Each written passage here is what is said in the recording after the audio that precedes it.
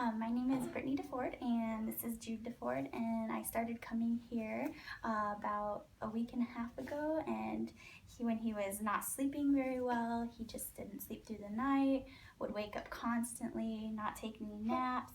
And then we started coming here, and last night he officially slept through the whole night. For about a week, he's been sleeping, maybe waking up one time. My favorite thing is just seeing him get his back adjusted and seeing him smile when she's doing it. He seems to really enjoy it.